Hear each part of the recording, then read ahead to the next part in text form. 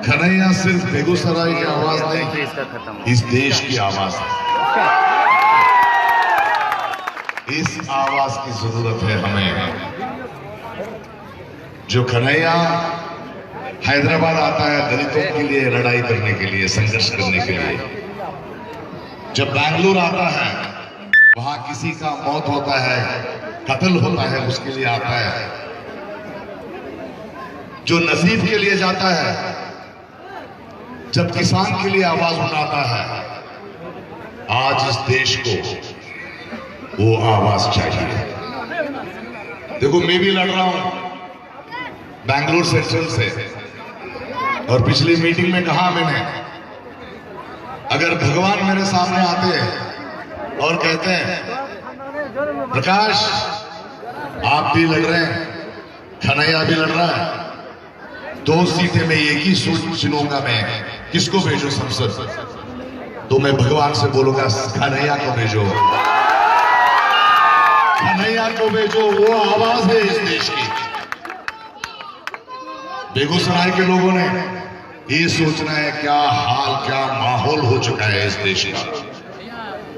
देखिए गरीब लोग जो हैं उन्हीं का पैसे से चलता है ये देश, कोई नेता उसके घर से नहीं ले आता है। हम भरते हैं टैक्स और हम देते हैं वोट।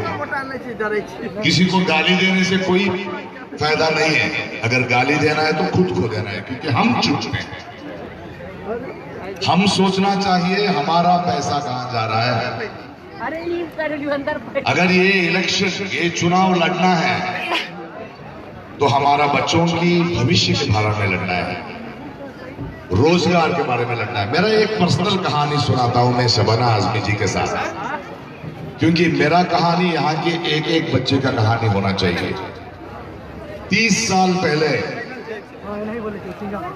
मेरी माँ गरीब थी, एक नर्स थी, और मुंबई में एक बड़े आदमी के घर में काम करती थी।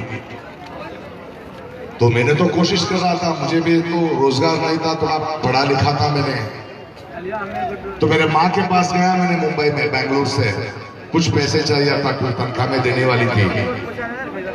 वहां एक बड़ा घर था, वहां एक डिनर चल रहा था, आपस में बात चल रहा था, शबाना जी थी वहां पे, मेरी माँ वहां काम करती थी। 20 साल बाद जब देश की नेशनल अवार्ड मिला मैंने, तो दिल्ली गया तो शबाना आजमी जी भी आए और करे, अरे यार एक गरीब नर्स का बेटा इतना बड़ा कलाकार बन गया।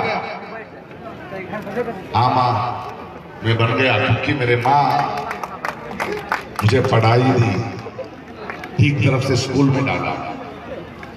हमको एक समझना है, कोई बच्चा गरीब नहीं पैदा होता। हम अनपढ़ हो सकते हैं, हमारा बच्चा अनपढ़ नहीं होना चाहिए। तो सरकार जो करना है, हमारा स्कूलों को ठीक करना है, हमारा पैसे से है वो स्कूल। हमारा बच्चों का आरोग्य के बारे में सोचना चाहिए, लेकिन ये लोग गाय के बारे में सोचते हैं, काम के बारे में सोचते हैं।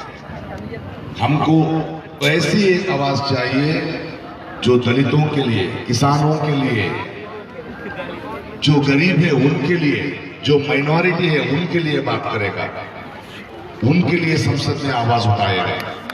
इसीलिए मैं आया हूं कन्हैया के लिए, क्योंकि कन्हैया बेगूसराय का इंसानी नहीं, इस मिट्टी का खुशबू है, और ये खुशबू संसद जाना चाहता है। इस खुशबू को संसद भेजिए, देश का भविष्य के लिए, आपके बच्चों के भविष्य के लिए।